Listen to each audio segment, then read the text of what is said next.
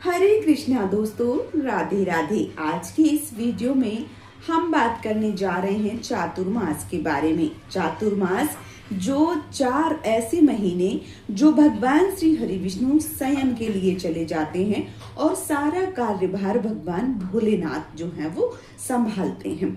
तो चातुर्मास जो है वो कब से कब तक रहेगा, जो देवशायनी एकादशी है वो कब है, आरंभ जो है वो कब होगा और इसके साथ ही साथ जो तुलसी पूजन है वो हमें कब और कैसे करना चाहिए, संपूर्ण जानकारी जो है वो आज की इस वीडियो में आप सबके साथ शेयर करूंगी। तो चलिए जान लेते हैं चातुर्मास साल 2026 के बारे में समस्त महत्वपूर्ण जानकारी। चातुर्मास हिंदू धर्म का अत्यंत पवित्र काल माना जाता है। चातुर्मास का अर्थ है 4 महीने की अवधि। धार्मिक मान्यताओं के अनुसार इस समय भगवान श्री हरि विष्णु योग निद्रा में चले जाते हैं और सृष्टि के संचालक का विशेष दायित्व भगवान शिव पर माना जाता है। अब बात करूंगी कि चातुर्मास जो है वो कब से प्रारंभ हो रहा है। देवशायनी यानी कि देव कब से सो जाएंगे।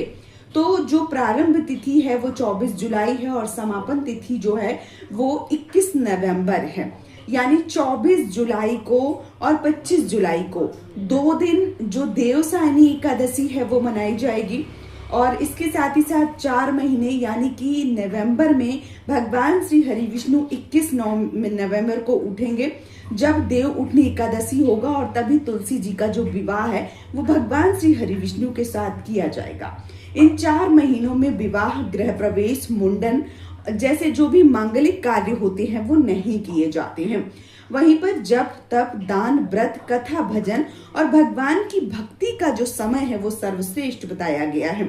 बात करूं चातुर्मास का आरंभ, तो चातुर्मास की जो शुरुआत है वो आषाढ़ शुक्ल एकादशी तिथि यानी देवशायनी एकादशी तिथि से हो जाती है और ऐसी मान्यता है कि इस दिन भगवान श्री हरि विष्णु क्षीर सागर में योग निद्रा के लिए चले जाते हैं। इसलिए इस दिन से श्रद्धालु सात्विक जीवन अपनाने, नियमित पूजा पाठ, दान पुण्य और संयम का संकल्प लेते हैं।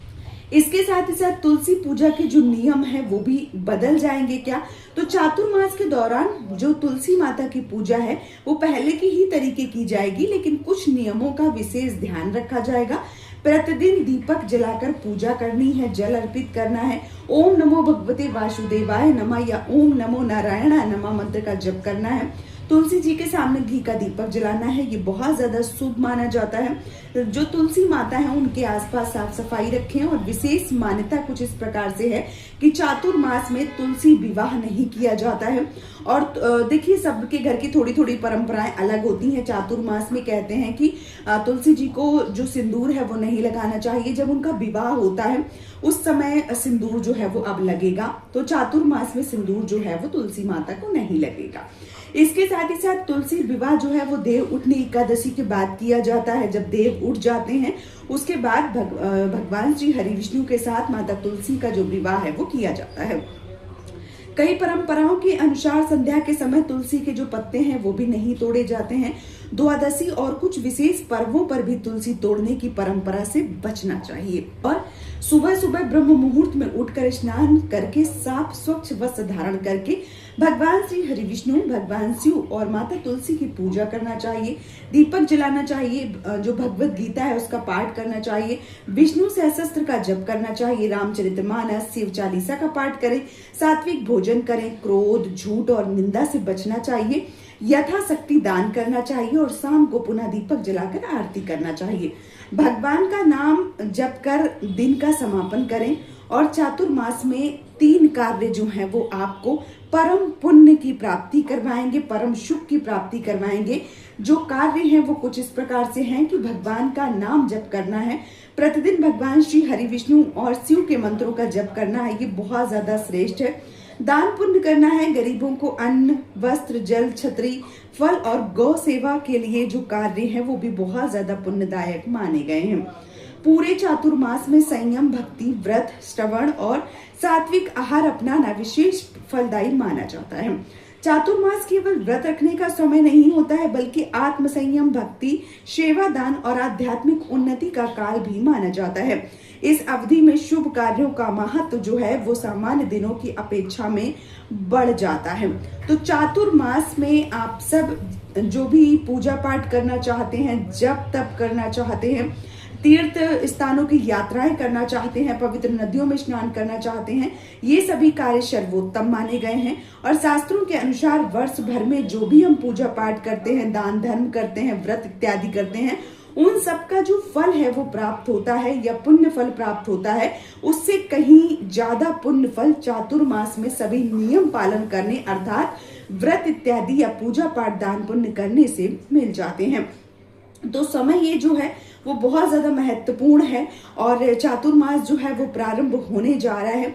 तो आप सब चातुर्मास में इन सारी चीजों का ध्यान जो है वो जरूर करें। इसके साथ ही साथ किन वस्तुओं का त्याग करना चाहिए, कौन सी वस्तुओं का सेवन करना चाहिए, जो भक्त चातुर्मास का व्रत करते हैं उन्हें किस प्रकार से इस समय का नियम का पालन जो है वो करना चाहिए, पूजा पाठ कैसे करना चाहिए, सारी जानकारी जो है वो और सुन लीजिए। तो देखिए 25 जुलाई को देवशानी एकादशी जो है वो पड़ रही है, शनिवार का दिन है, 25 जुलाई है दिन, शनिवार है, देवशानी एकादशी से चातुर्मास प्रारंभ हो जाएगा और चातुर्मास का जो समापन है वो नवंबर में होने जा रहा है। 20 नवंबर दिन शुक्रवार को देव प्रबोधिनी एकादशी के दिन चातुर्मास का समापन होगा। तो चातुर्मास का यह समय जो है वो सर्वश्रेष्ठ माना गया है, अत्यंत महत्वपूर्ण माना गया है। किसी भी सनातन धर्मी के लिए धार्मिक दृष्टि से ये जो समय है अपनी इंद्रियों को नियंत्रण करने के लिए, ईश्वर की भक्ति में लीन होने के लिए, इन 4 महीनों में जो भी जप तप दान पुण्य करते हैं, व्रत करते हैं, उनका फल आम दिनों की तुलना में कई गुना ज्यादा होता है।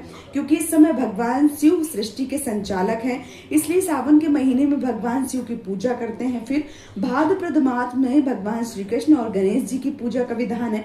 अश्विन मास में पितरों की पूजा करने का विधान है। भगवती जगदम्बा की आराधना करते हैं नवरात्रि में। और फिर कार्तिक मास में जगत के पालनहार भगवान श्री हरि विष्णु की विधिवत रूप से पूजा आराधना की जाती है। चातुर्मास का जो समय है वो अगर देखा जाए तो वर्षा ऋतु में होता है, मतलब इसी प्रकार का मौसम होता है।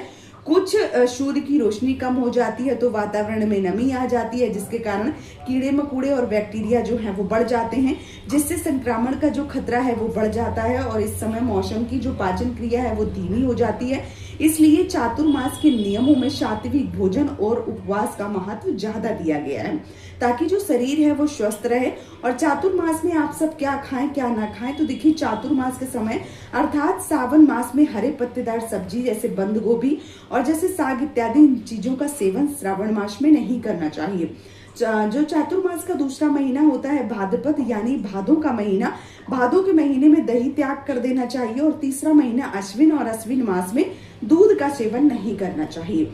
जो चातुर्मास का चौथा महीना होता है यानी कार्तिक का महीना, कार्तिक मास में दालों को त्याग करते हैं, मतलब किसी भी प्रकार की दाल, चाहे वो चने की दाल हो, उड़द की दाल हो, किसी प्रकार की जो दालें हैं उनको हम त्याग कर देते हैं। इसके अलावा राई भी नहीं खाई जाती है। तो वैसे तो प्रत्येक चातुर्मास में प्रत्येक मास में अलग अलग चीजों को हम त्याग करते हैं, लेकिन पूरे चातुर्मास में सावन, भाद्रपद, अश्विन और कार्तिक इन 4 महीनों के लिए अत्यंत आवश्यक है लहसुन, प्याज, मांस, मदिरा का त्याग करना। यह सभी उन कार्यों को करता है जो लोग व्रत धारण करते हैं। आपके लिए कुछ विशेष नियम है। अगर आप चातुर्मास में व्रत धारण कर रहे हैं तो आप एक समय भोजन करते हैं, ठीक है, शुद्ध और सात्विक भोजन एक समय कर सकते हैं। बाकी एक दिन में आप फलाहार इत्यादि कर सकते हैं, साधारण नियम ले सकते हैं। और इसके अलावा बहुत प्रकार के व्रत हैं चातुर्मास में। 2 दिन 1 बार भोजन करते हैं, 3 बार व्रत करते हैं। तो तरह तरह की सबके घर की परंपराएं जो हैं वो नियम अलग होते हैं। और अभी देखिए जो मान लीजिए कि भगवान श्री हरि विष्णु हैं वो शयन के लिए अभी जाने वाले हैं। तो 24 और 25 जुलाई 2 दिन एकादशी तिथि में जो भगवान श्री हरि विष्णु है वो शयन के लिए चले जाएंगे। और 25 जुलाई को ये एकादशी जो है वो ज्यादा श्रेष्ठ है। तो 25 तारीख को मान लीजिए कि भगवान श्री हरि विष्णु शयन के लिए जाएंगे। और 4 महीने बाद नवंबर के महीने में 20 और 21 2 दिन एकादशी फिर से पड़ रही है। तो इस समय भगवान श्री हरि विष्णु उठ जाएंगे और उठते ही माता तुलसी जो है उनसे विवाह किया जाएगा। देवउठनी एकादशी जो है वो मनाई जाएगी। और इसके साथ ही साथ जो तुलसी विवाह है वो किया जाएगा। माता तुलसी को सिंदूर इत्यादि जो है वो लगाया जाएगा। भगवान श्री मान लीजिए कि नारायण के साथ, भगवान लड्डू गोपाल के साथ या शालिग्राम प्रभु के साथ में उनका विवाह जो है वो संपन्न करवाया जाएगा। देव उठाए जाएंगे। वो आगे मैं वीडियो जो है वो आपको लाती रहूंगी और लाऊंगी डिटेल में वीडियो। इस वीडियो में मैंने आप सबके साथ चातुर्मास के बारे में संपूर्ण जानकारी जो है वो साझा कर दी है। उम्मीद करती हूँ ये वीडियो आप सबको पसंद आया होगा। यदि वीडियो पसंद आया है तो आप इस चैनल से जुड़ सकते हैं, चैनल को सब्सक्राइब करके और वीडियो को लाइक करके। बहुत जल्दी आप सबको मिलती हूँ एक और नए वीडियो के साथ में। तब तक के लिए हरे कृष्णा, राधे राधे।